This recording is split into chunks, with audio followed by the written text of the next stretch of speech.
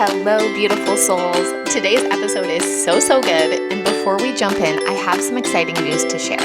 If you've ever wondered where you're blocking money, this is for you. I've created a free quiz to diagnose your money wounds so you can heal them and unblock yourself to receive more money.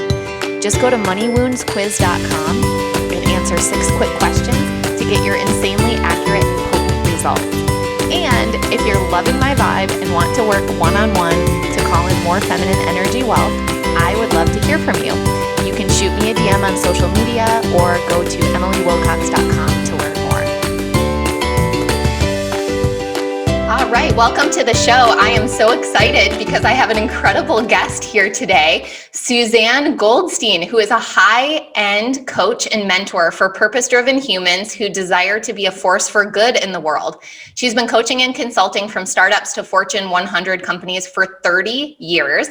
And in 2020, she founded Dare Human with a mission to help people build purpose-driven, profit-making entrepreneurial ventures.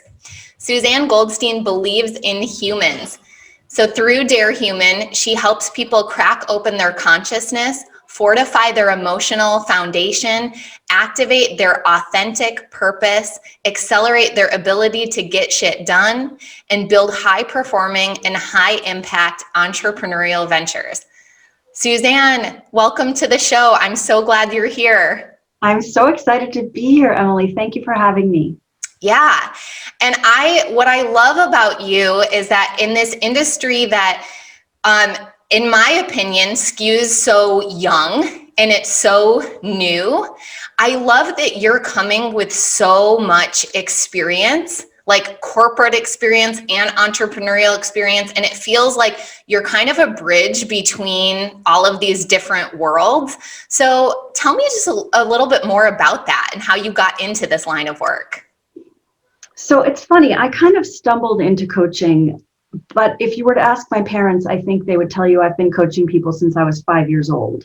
I'm just that person who was born with a desire to make the world better and to help people get there. And so I think my parents said it best. They used to say to me, Susanne, just give us the script. Just tell us what you need us to say. Because I was like, can't you just see that it's this way? So I have had a kind of vast career. It's been fascinating and fun and interesting, but it's gone all over the world. I was trained actually as a mechanical engineer and also in theater and film. And I have moved from professional theater to the film industry, and I produced movies in Hollywood for quite some time. And then I got into the early .com world and started building technology companies as an architect, using my mechanical engineering degree, but also bringing in the storytelling aspects from working in the arts. And what happened is because I had all this interesting background, people started asking me how they could or should do stuff. And so I started advising, I started consulting, I started coaching. And it became this incredibly organic thing, though, that I've been doing forever, professionally for 30 years, but unprofessionally for many, many years before that. It's been a lot of fun. That is so cool. It's so interesting. And I'm curious because you're also like Ivy League educated. And when you're talking about like, you know, kind of the tech boom, like to me, that all skews like such masculine energy, but then you have this really creative side with the art. So do you feel like you've always had a good blend of masculine and feminine energy, or was that something that you had to learn to balance over time? So I come from a very masculine oriented family. And so I was definitely brought up that achievement was really important. Perfection was really important. Being exceptional was really important. So there wasn't a lot of like feminine motivation there. There wasn't a lot of receiving motivation there. But for me, I always wanted to be in the arts. I actually went to engineering school because my parents really wanted me to, and I tested incredibly well in that direction. And it became a long, ongoing conversation. So I went to Cornell, and I was actually just enrolled in the engineering school. But while I was at Cornell, I was taking all these arts classes. I was taking all these theater classes and filmmaking programs and writing programs. And by the time I got to my junior year, I'd taken so many programs that it was no longer like a minor. It actually was three degree credits away from getting an arts degree. So I started really pursuing that and made the last couple of years of my time at Cornell really about pursuing both degrees. And so I think it for me. Wait, so you got a dual degree in engineering and Theater art? and film. Theater and film. My gosh, that's amazing. Yeah, and it was crazy because I was that kid who was on the engineering school dressed in dance clothes, right? And then I would run across the quad and I'd have my calculus book or my physics book or my, thermodynamics book. And, people didn't understand me because I was this bifurcated kind of person. But for me, in my brain, it always made sense. Yeah. This is just how I see the world. So Yeah. in terms of the masculine and feminine energy, I don't know if I understood those words until much later in my life, but I've always worked what I call bilobally across both sides of my brain. Yeah. Yeah, I love that. And it's interesting because I think so much of this older paradigm of marketing and branding yourself and really having an identity has been around niching down and being really clear, like I'm one thing. And here you are, this incredible multifaceted human, and really like your superpower and all of your skills and really the value that you have to offer comes from the totality of you, not just the engineer, not just the theater girl. It's like you can be all the things. And I love that we're entering into this new paradigm where people, and especially women, are allowing themselves to be all the things and not making themselves wrong for that. Yeah, I certainly got a lot of weird looks. I'm 57 years old, so I went to college in the 80s. There were 11 women in my engineering program. And I remember when I got out of school, my dad and mom would have this conversation with me and they'd be like, Susanne, there's so many incredible recruiters on campus. You should go meet with them. You could be a female engineer. There's so few female engineers. You go slay it. It's going to be amazing.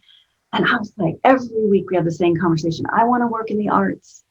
I want to work in the arts. I want to change the world through communication and art and storytelling. And that's what I want to do. And they're like, you could do that as a hobby.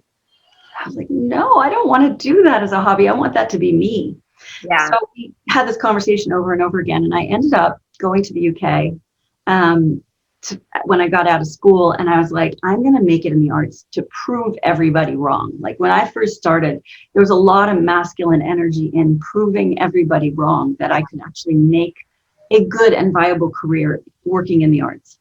And so I went to the National Theatre of Great Britain, because if you're going to work in theater in the world, you go to the best theater in the world. And I didn't know what to do to get a job there. I didn't know anybody. This is pre-email, it's pre-internet. It's like, oh my gosh, how do I go about getting a job? Yeah. So I showed up with a backpack, and in my backpack, I had an analysis of an Arthur Miller play. And I also had some schematic drawings that I had done of a solar house that I had designed. So I'm like, okay, what else could they need at a theater that I could show them that I'm capable of doing? So I went to the backstage door of the theater and I walk up to the desk and I have this big, huge mane of blonde hair. And I'm like, with my American accent, I'm like, hi, my name's Susanne Goldstein. I'd like to get a job here at the National Theater. And this woman who's so proper and so British is standing behind the desk and she's like, you have an appointment, do you? And I'm like, no, I don't have an appointment. Would you mind just like, is there anybody you can tell me I can talk to? And she's like, we're rather busy right now. Would you mind coming back another time? And I said, well, if you don't mind, can I wait? So I sat there in the National Theater's lobby and I watched every single person go in and out. And I read every pamphlet they had and I'd kind of look in and I'd check in with her. It was a no. And then at the end of the day, she's like packing up her purse and she's getting ready to go. And she's like, sorry, we couldn't help you. You have to leave now. And I was like, my dream of working at the National Theater is gone. But then I went back the next day and the day after that and the day after that. And I sat in the lobby of the National Theater for 8 straight days until what I call my Hanukkah miracle. She says to me, oh, by the way, I've like been learning who's who. Right? I'm asking her, like, who's that to walk by? Oh, that's Sir Peter Hall. Oh, that's Sir Alan Ayckbourn. That I was watching these legends walk by me and I'm asking about them. So finally she finds someone for me to meet with. And it's this guy who runs one of their stages and he needs someone to help him. I don't know what. And we go through these big double doors. I've been like staring at these double doors for weeks. not weeks, 8 days, felt like weeks, Yeah. to go through and finally meet with someone who's on the other side. And he sits down with me and he's like, so why are you here? Why have you been sitting in this theater for so long? And first of all, I tell everybody I tell the story to, please don't do this in 2021. You will end up in jail. So anyway, he needed someone who knew mechanical drafting and knew theater. And he hired me on the spot. Wow. And it was like this creative moment that I have no idea where this impetus came from. I have no idea how I knew what to put in my backpack to show him. I just trusted that I had a belief I was going to work at the National and there was nothing going to stop me. And I think that is a balance of masculine and feminine energy. But if you had asked me at the time, I would have no clue. Yeah, absolutely. Like you followed a feeling, you followed an intuition, and then you took aligned action. So it's the feminine receiving of inspiration, the feminine feeling, and then switching into the masculine and being like, okay, I'm going to do something about this. Exactly. So I'm curious, and I love that story, by the way, like how incredible the tenacity and the synchronicity is of all of that. And it's just funny to look back at like former versions of ourselves and be like, damn, she was brave. Like, she's so awesome. I love that she did that. So I'm curious, like rewinding a little bit, it sounds to me like the influence that your parents had and their desire for you to go into engineering and everything, like really what was happening underneath that was limited kind of money mindset, right? Like, this is how you get a good job. And so since I'm all about talking money mindset and limiting beliefs on here, I'm just curious, like, did you adopt that as well? Did you think I need to make a good living and I do that by getting this degree and getting a safe job? Or it sounds like maybe you were like, yeah, okay, I'm going to check that box, but then I'm really also going to go do my own thing. You know, it's really funny. I don't know how I got to be this way because I definitely grew up in a household where, you know, we discussed money in the sense that like, no, you can't have that. We don't have the money. And I grew up very middle class, like almost on the upper end of middle class. But I did not adopt that, and I don't know why. For me, I was born into this lifetime knowing that money will always come. I don't know why or where. There's a funny story, though, about money. I had a time in my life where I had $153 in my bank account. I had decided to leave the film business after I'd produced movies for Disney. And I was getting into this brand new world called the .com world. It was originally done on CD-ROMs. There was like 5 people working in this whole industry. And I had so little money in my bank account that I didn't know how I was going to pay rent the next month. But I landed a contract with a company that was building the first interactive television network. So like your top box today, they didn't exist back then. So this was 1993.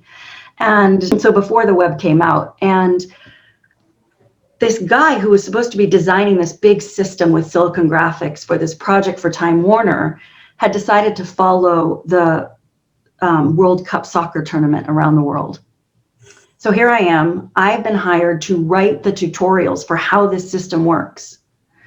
And I know that my contract says I don't get paid until I make a deliverable. And I have $153 in my account, and he's traveling the world. So the thing I'm supposed to write about has not been designed because he's out doing something.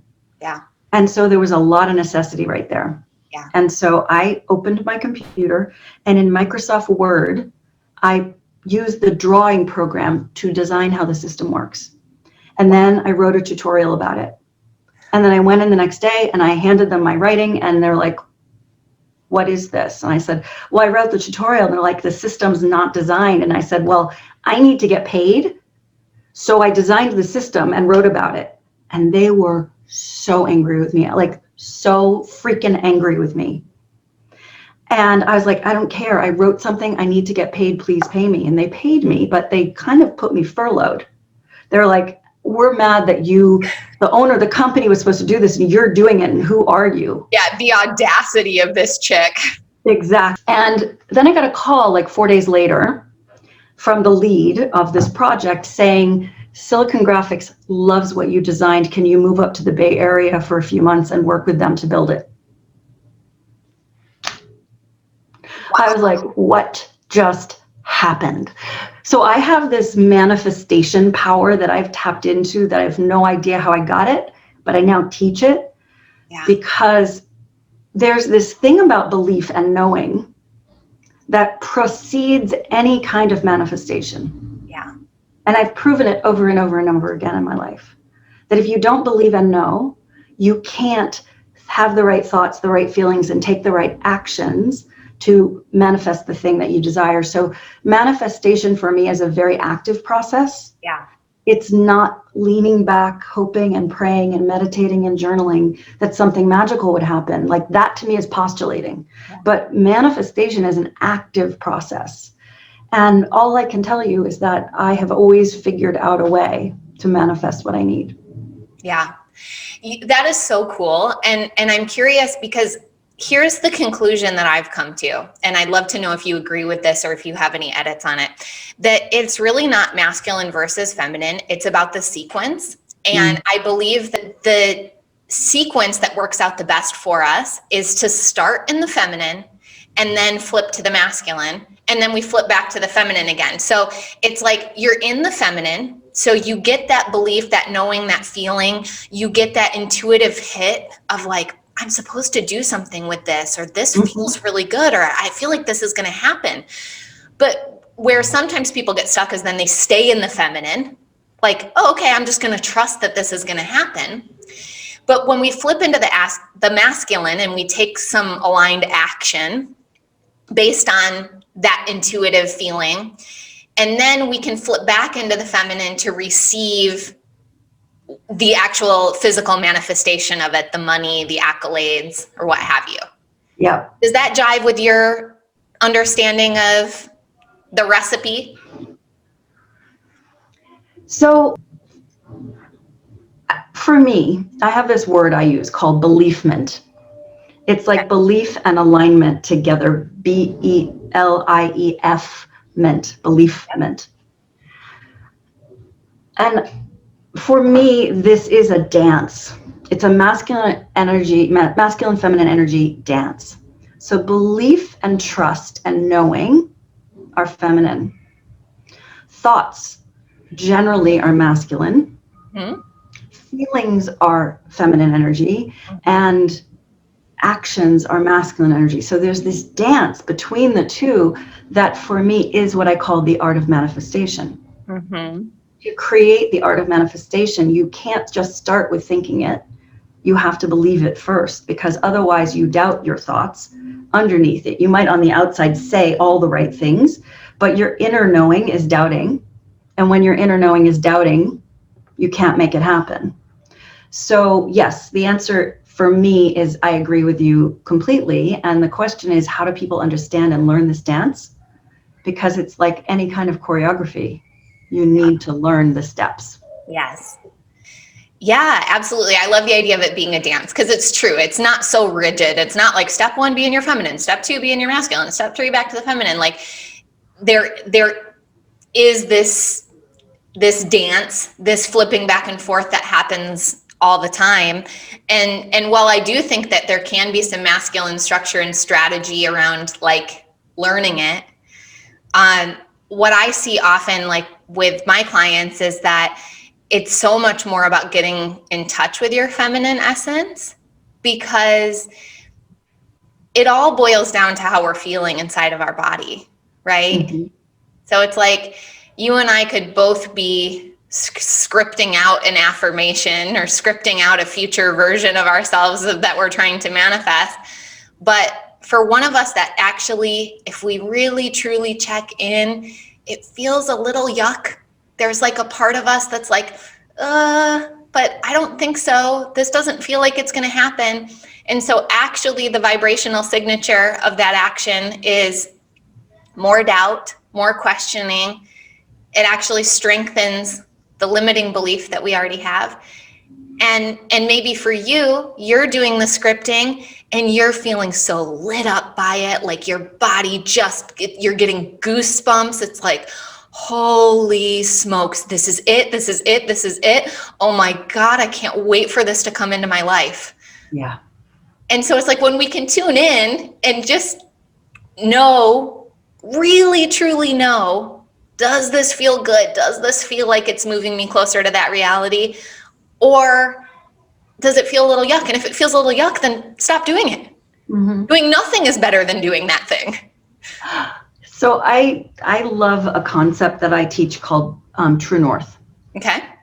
So the idea of your true north is to really know that aligned path for yourself, the things that cause you to have a regenerating battery in your heart, because the things you're doing are constantly exciting that. Like, think of the ever ready battery going and going and going. I think it's ever ready. It might be Duracell, who knows? But the idea is that you have this battery in your heart that's going and going and going, and it happens when you're working along the roadmap of your true north. Mm. If you can identify your true north, and I mean really identify it, then you can start to live that and build a roadmap around it. So for me, the feminine part of that, if we're talking about energy again, is allowing yourself to believe that your true north is your true north. Because we sometimes think, in order for me to make the living I want, I better go in this direction. Yeah. That's what the true north is. I mean, I've been following my true north my whole life. Yeah. And I don't know if you know this about me, but I literally upgrade myself like software. So I'm Susanne version 16.4 right now. And I upversion myself because I want to remember where I've been. And I want to remember what I did to get to where I wanted to go. Yeah. And the way I up-level myself is by using what I call themes. And themes is spelled THE parentheses ME. It's like the me. Mm-hmm. And what I do, and I'll just show you one because it's fun.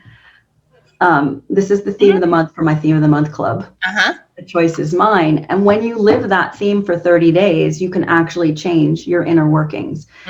So if you create themes around your true north, the thing that is literally the North Star that you're heading for, this regenerating battery happens in your heart.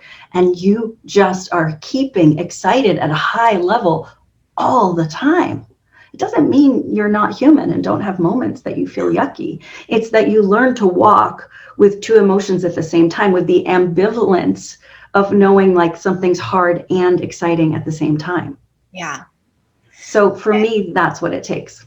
So I'm someone who would have very much struggled with identifying her true north. Like, I'm an Enneagram 3. And if you're familiar with that, I'm a 4. Yeah. So we figure out what everyone else's true north is, like what will please them, and we nail it.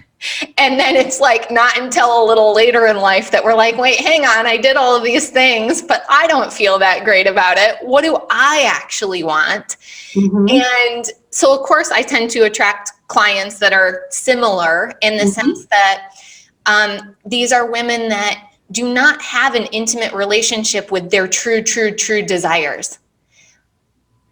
So I'm curious, do you have some methods for helping women tap into that true north, or just their true desires that are there just because, not for anyone else, not because it's going to even change the planet for the better, but like just because I desire it? Yes. I wrote a book. Of course you did. It's based on some of my methodology called Carry a Paintbrush, How to Be the Artistic Director of Your Own Career. And there's this whole section in this about finding your, what I call in this particular book, your personal career brand. But I have actually taken that and built a program called True North that I teach online. And this program is about identifying the purpose of your life, the why, the passion, the interests, the skills, what you want to get out of your work, what your special sauce is that you have to add to it. We have all these ingredients that we pour in. And out of that, we come up with what I call a doingness. And a doingness is this sweet spot where your passion, your interests, and your skills literally come together and create that regenerating battery. And when you're living in your sweet spot, life is extraordinary. Now, what happens to most of us over a lifetime is that our passions get even stronger. They hone in.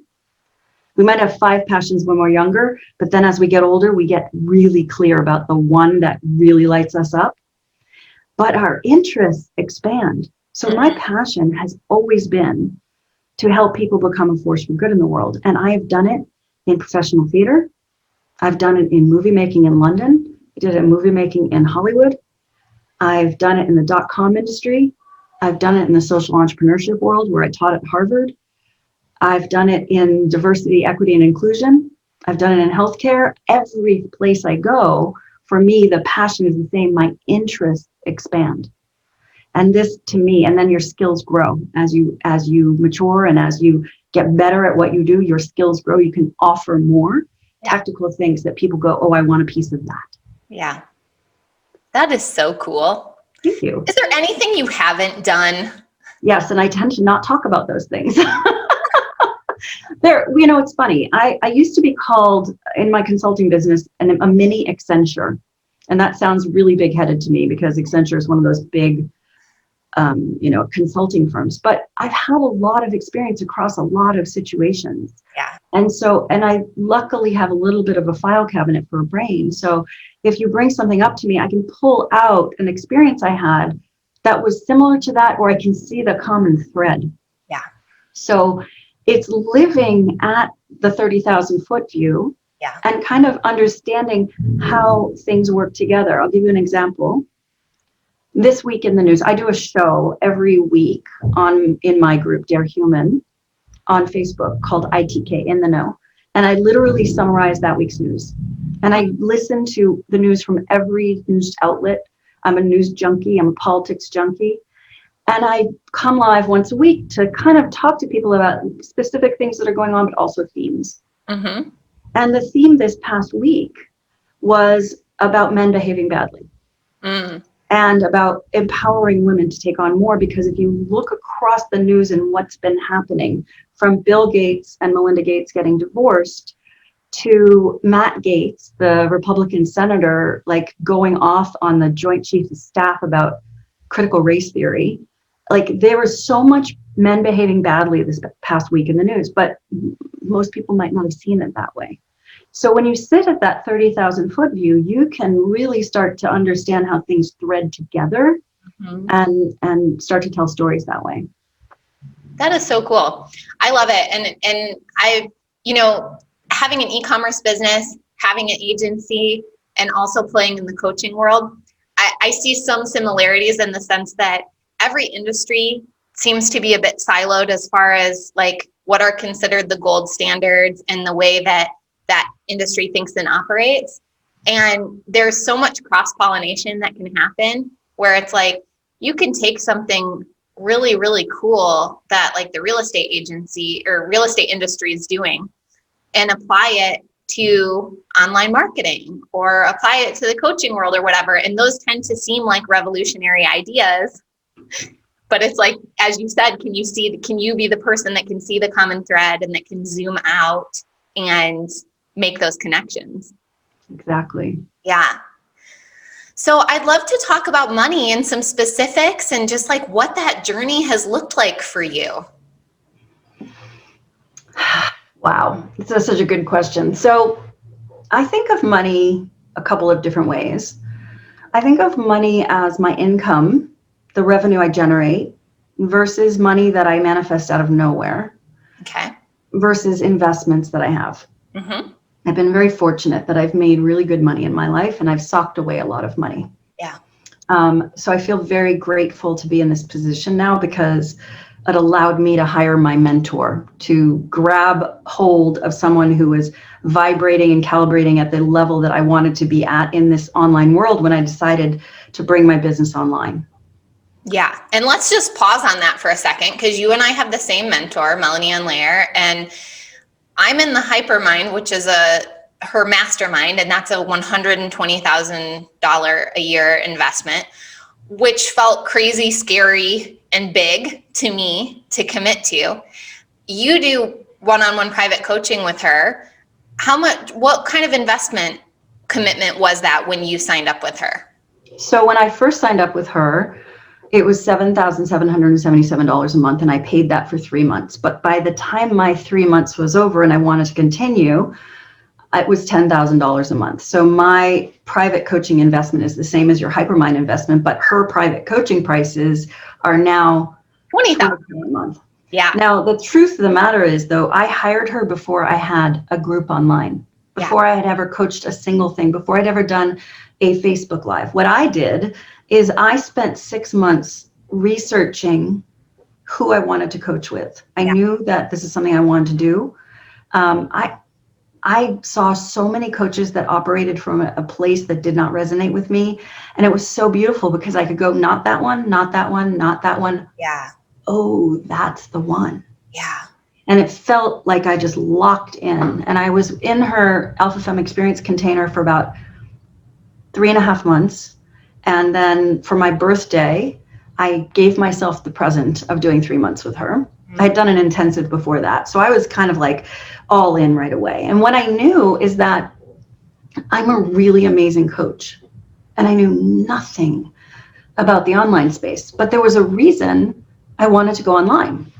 And that reason is that I have this huge urge and this huge desire to change the world, to make it better. When I see problems, I want to dive in and solve them. So the reason I wrote this book is because there was a jobs crisis after the whole real estate crash in 2008-9, and then what happened afterwards. And so many people had been saying to me forever, how do you keep reinventing yourself? Mm-hmm. How do you do it? And I would coach people. My first coaching was career coaching or kids coming out of college coaching. Yeah. And so I would go off and I'd say, I'm going to write a book, which means I'm going to shut down all my clients for a period of time so I can write this book and get it out. And then the jobs crisis was so bad, I decided to tour the country and give speeches to help people figure out how to get back into the job market. So what happens is every time I do one of these crazy projects, I have to restart my business. And I was in the midst of a big, crazy project, when I decided that it was time for me to restart my coaching business. And that's when I started doing the 6 months of research to figure out who I was going to go in. So my money situation is that I make a ton of money.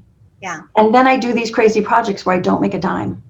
Yeah. And then I realized my income, my revenue bank account is on its way down.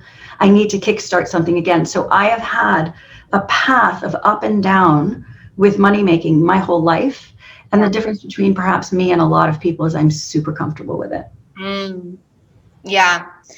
Yeah, that's so interesting. And like, what a gift, right? When we can thank our money, like, thank you, money, that I can decide that I want to be a coach online and I don't have to make my decision based on what's in my bank account. Yeah, for me, it was more you're like the best of the best. Yeah, and for me, it was more about, and I'm going to be honest here, it was about my ego. Because I'm walking out of corporate boardrooms, charging them X amount of money, coming into the online world, wanting to offer that and going, no one's buying. Yeah. What the heck do I need to do differently? Right. What's happening here? Okay. So when you said that you have these periods, like you make a lot of money, then you can do a passion project where maybe it's no money or a little money and then ramp back up. What's a lot of money? It depends on the year. You know, I would say my highest amount of money I've ever brought in a year is about $750,000. And that to me is a shit ton of money. Damn. Yeah. That's amazing. But I would say that depending on what I was doing, money has never been. Say again? $750,000 mil. For me, money hasn't been the big driver. Money is something that allows me to do the things I desire to do to make the world better. Yes. And I love it. And we have a great relationship. And it just seems to pop out of nowhere. Melanie calls me an instant money manifestor, which I'm still trying to figure out. Because sometimes it just like plops in and sometimes there's none to be found. Yeah. And then I get in my head and my ego gets involved and I'm like, wait, yesterday I just manifested money out of nowhere. And then today, why is nobody buying, right? We're all human. Right. And for me, money is an expression of our passion that allows us to pursue things that matter. Mm. So what would you say, because that's one of them, what are some of the other beliefs that you have around money that you feel like have been really helpful and supportive for you? I love this question. Thank you. So my grandfather grew up in Slovakia, and he was the fourth of 9 children, and they didn't have enough money to feed him during the Russian Revolution time. And so he was basically kicked out of the house because they didn't have enough money to feed the kids. And he was the most entrepreneurial of them. So before his older brothers, he got kicked out of the house at the age of 12. And he went and lived in the Czech Republic before they used to be one country. And he lived with a family.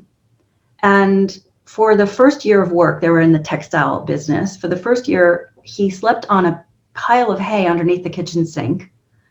And for his payment for his whole first year was a pair of shoes. Mm. His second year was a pair of pants, right? His third year, he managed to actually negotiate that he could live somewhere outside of the kitchen sink. Mm-hmm.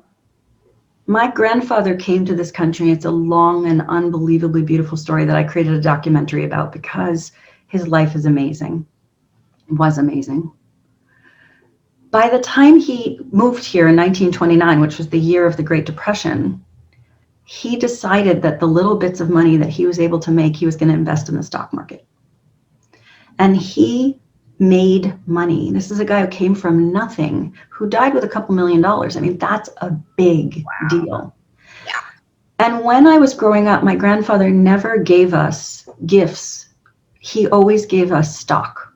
Mm. And when you're a kid and you're 6 years old and you're 7 years old and your grandpa gives you a piece of stock and you're like, what the hell is that? And why do I have it? Yeah. It baked into me this understanding that we can master money in a way that we perhaps haven't seen before. Yeah. So I also know very clearly how fortunate I am to come from where I came from. Yeah. If you haven't come from the kind of background I came from, where education is the most important thing, and your parents will bend over backwards to make sure that you can get the education that's going to help you fly. Yeah. Like, I know that is such privilege. I'm very clear. I have no college debt. I had grad school debt, but I had no college debt. Having that background and having someone who, God forbid something happened to me, had my back, changes everything. I know that compared to most people, I don't have 1 step ahead. I have 100 steps ahead. Yeah. Just knowing they have my back. However, when you grow up like that, you also, if you're like me, become incredibly determined to never have to take money from them. Mm-hmm. Right? Yeah. And it becomes this desire to do it on your own. And this actually interferes with money long term. Yeah. Because this idea of closing money channels. I'm closing money channels. And I would say that the big work for me was reopening my money manifestation channels from all kinds of places that affect my business. They're not like random. I'm not even talking stuff like your stock just went up by 300%. I'm talking literally monies that come into your business. Like I live bi-coastally between Boston and Los Angeles. And I was in Boston in the spring and I came back to Los Angeles at the beginning of June. And there were a bunch of checks sitting here from my mail that I had no remembrance that they needed to come in. No clue they were coming in. And I opened up my mail about a week later. I'm like, oh my God. And this only started happening for me once I reopened my money channels of, I don't need to do it alone, because alone means the universe isn't involved. Yeah. So that was a big move for me. Yeah, I love that you said that, because this idea of going it alone, I mean, it really is masculine energy and receiving is feminine energy. And also, for me, when I learned that money came from source through other people, but not from those people, it like totally blew my mind, because you created a story in your head about why you didn't want money from those family members, right? Whatever it was, I want to earn it. I want to prove that I'm worthy of it. I want to show that I can do it without my family background. Whatever it was, the fundamental flawed concept there is that the money's coming from those people. And when we can really understand and believe that it's coming from source, it's coming from God, it's in co-creation, and it can flow through so many channels, and some of those channels may be family, it really recontextualizes our relationship with that money in the channel it flows through. Exactly. And I think that the thing that people get hung up on, and I can speak for myself because 20 years ago, I was exactly like this. I didn't understand that money was energy. I didn't understand that money came from source. I didn't understand that my manifestation of money that I'd had my whole life, that I cut off at a certain point, was because of my ego wanting to have control of the situation and have proof that I'm good enough. Yeah. And as soon as I let that go and I stopped attaching meaning to where the money was coming from, what if it's just being manifest? Yeah. What if the checks that came that I had forgotten about, that they're just happening? Yeah. What if someone decide, like I rent my place in LA, and I moved here and it was furnished, and my landlord had the ugliest couch in the world. And he tried to buy me a new couch, and it was so horrible that I made him return it. So he's like, fine, you go out and pick out a couch. So I went to West Elm and I picked out a $5,000 couch, which is the most gorgeous, glorious thing in the world. And I said, here's the couch I want. Is this okay with you? And he's like, sure. Wow. So we went from a $700 couch to a $5,000 couch because I knew what I wanted. I knew what was going to make me feel comfortable here. And I was not afraid to say, I would like to manifest a $5,000 couch right now to make my home look beautiful. And be in reception of that. Now, I don't count that as business money, but it sure is manifesting something beautiful. Yes. Yeah.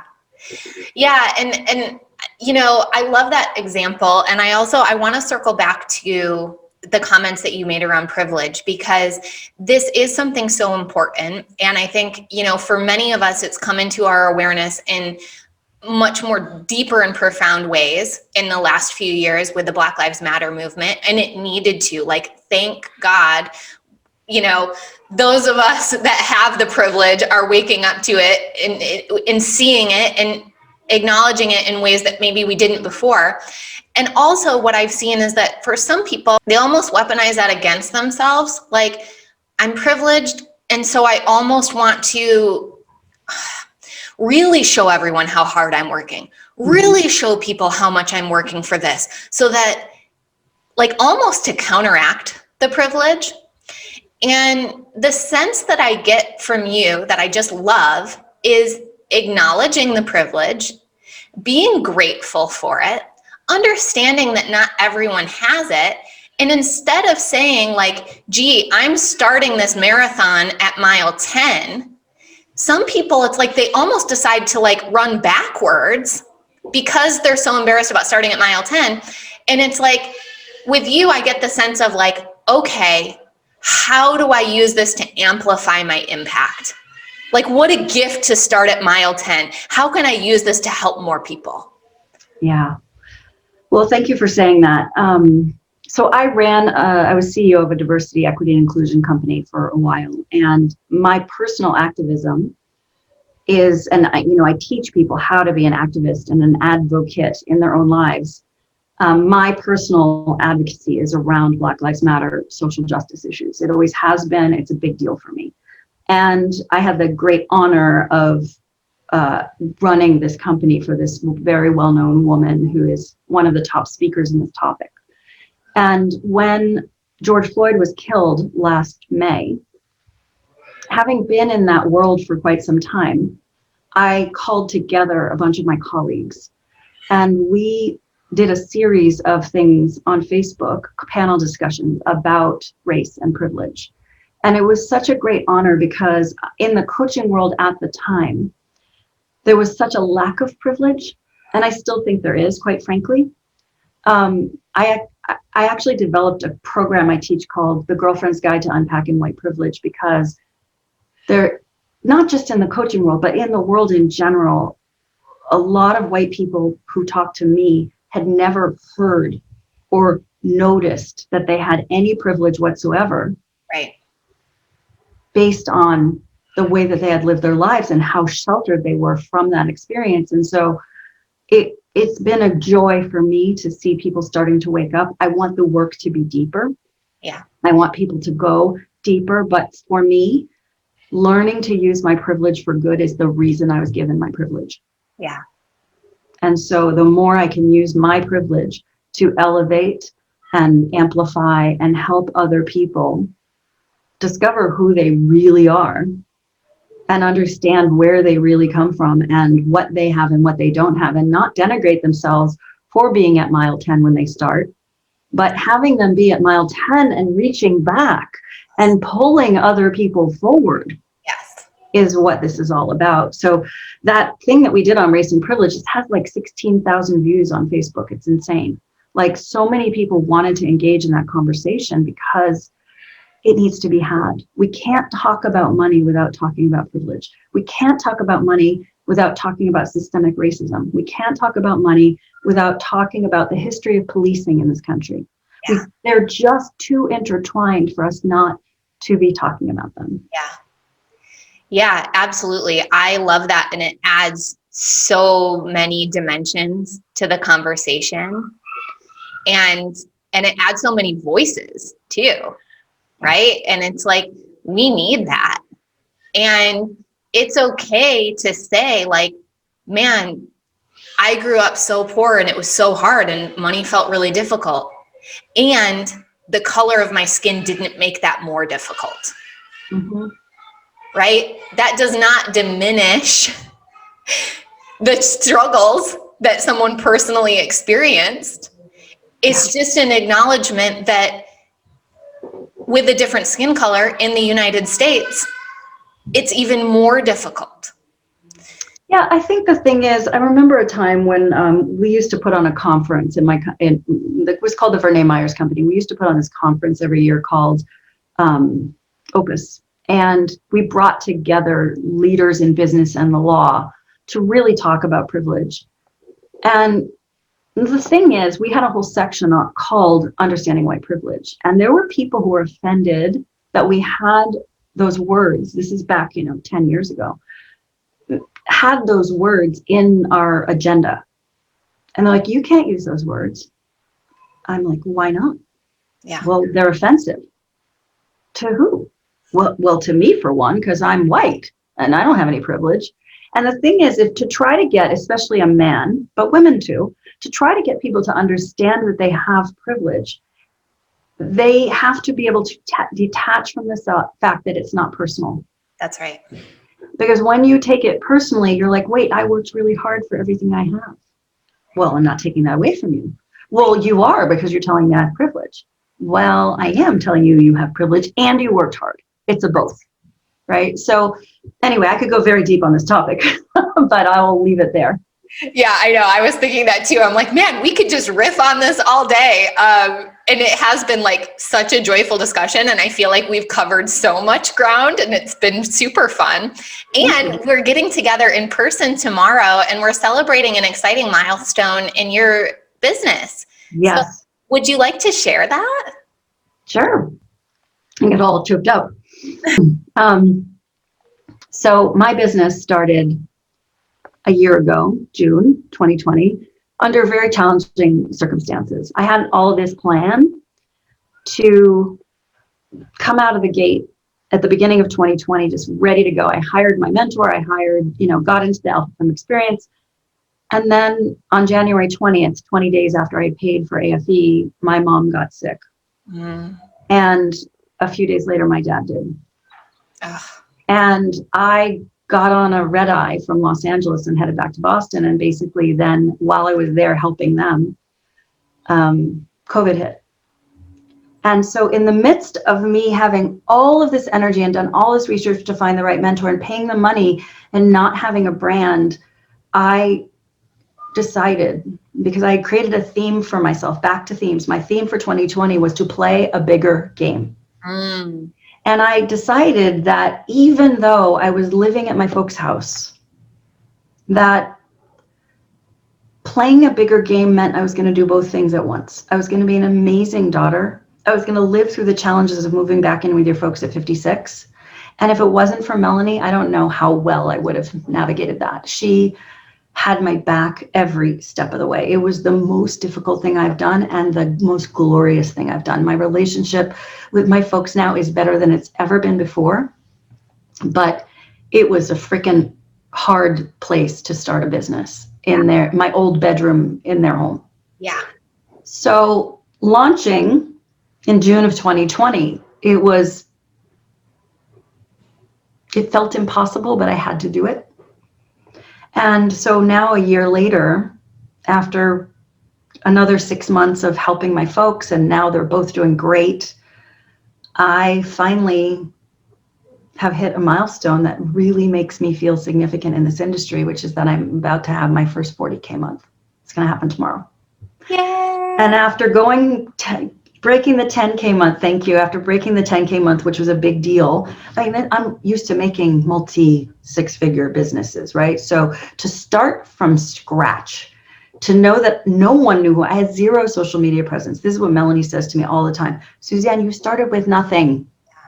I had cousins and friends and some high school people on my Instagram, on my Facebook. And to go from that to actually having a 40K month is just like mind freaking blowing. I've been saying all week, my brain feels soft because I have no idea how I did it. Yeah. Well, and as Melanie says, you'll wonder how to do it till you wonder how you did it.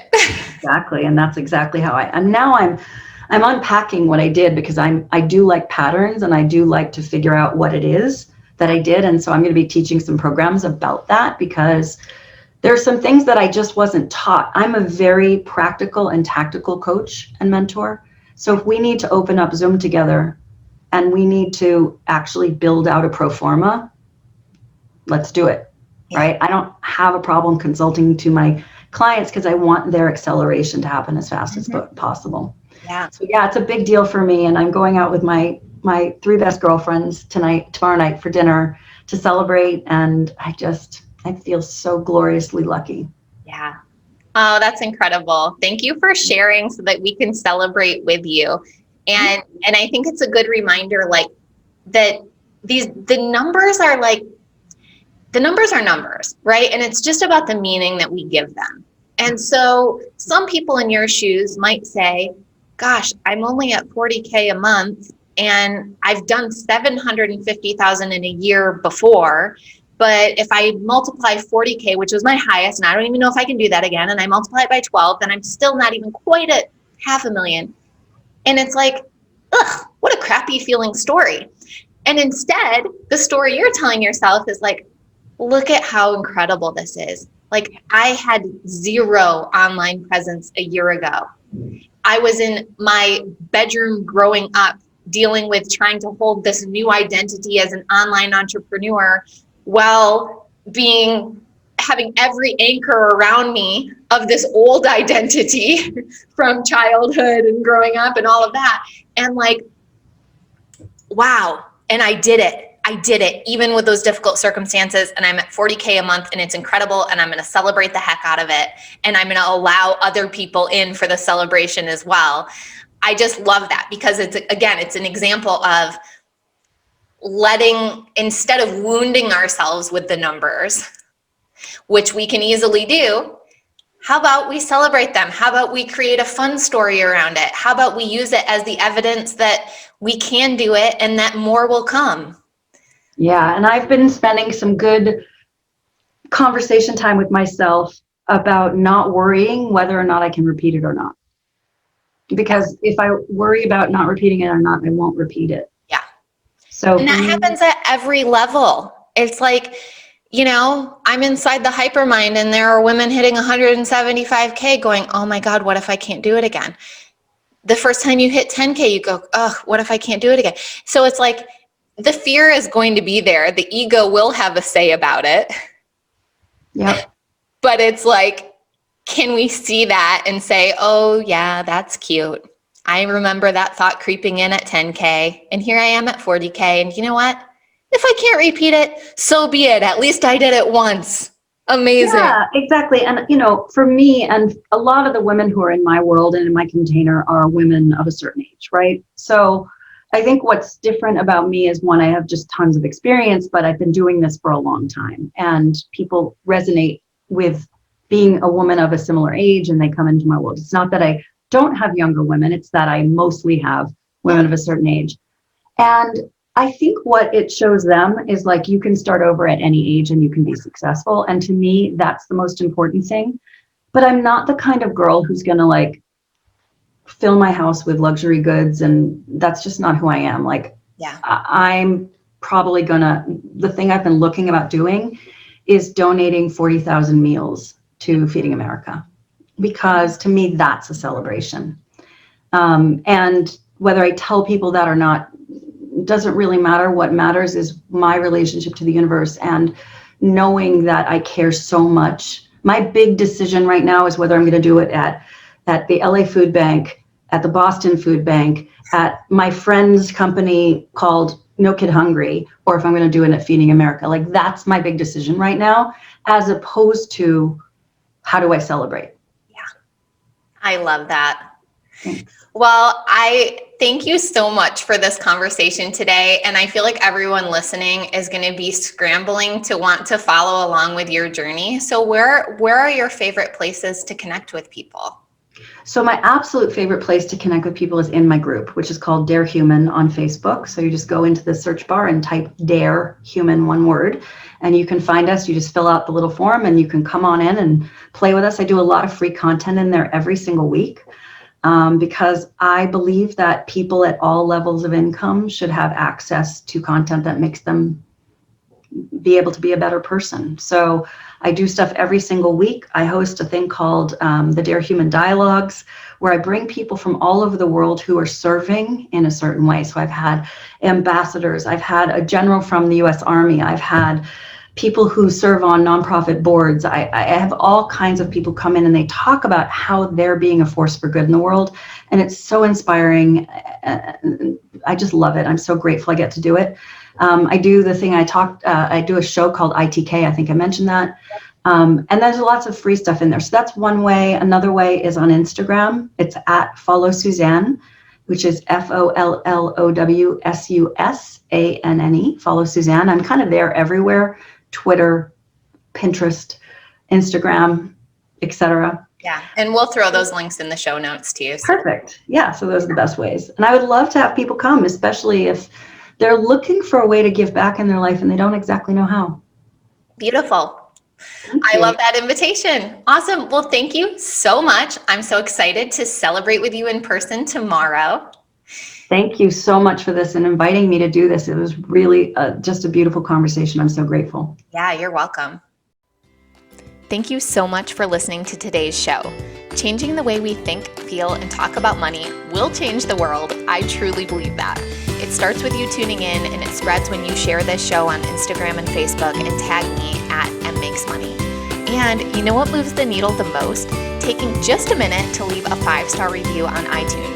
This show isn't free to produce, so let's multiply those dollars invested to help this show reach a bigger audience each week. Thank you so much for your help. I really appreciate it. And lastly, if you want more connection, more M Makes Money style riffs, and a safe place on the internet to talk about money, jump into my free Facebook group, The Money Club. It's linked in the show notes. Until next time, I'm wishing you health, happiness, and boatloads of money.